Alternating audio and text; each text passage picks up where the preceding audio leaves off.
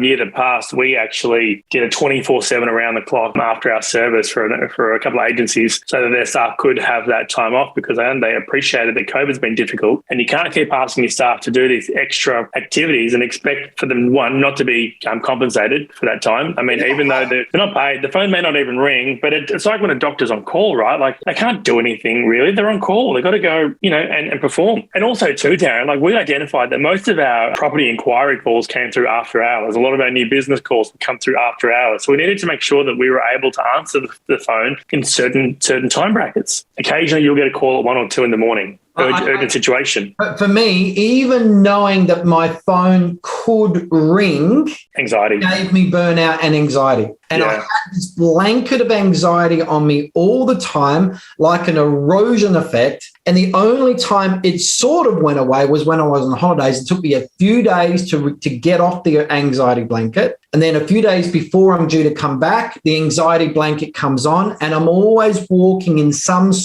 carrying some sort of burden of burnout and anxiety. And that's what erodes the mountain. Darren, it's also like some of these calls, they're not even maintenance calls after hours. People may call at 11 o'clock or 2 in the morning or 3 in the morning. Oh, yeah, I rent 1 Smith Street with you and the lease is going to be coming up in 3 months. I just wanted to work out, what are my options? Like 3 in the morning. And you're like, mate, really? No, a good property manager shouldn't be taking those calls at 3 in the morning. And, we hear people saying, well, you don't answer your phone at that time. But at the end of the day, are your property managers able to walk away from the job at 5 or 5:30 and completely switch off, not have to think about property management to the next day? Because I'm a real believer that the property manager that can 100% switch off and recharge is the property manager the next day that can give 100% if they're able to switch off after 100% after hours. This is what we've got to do, people,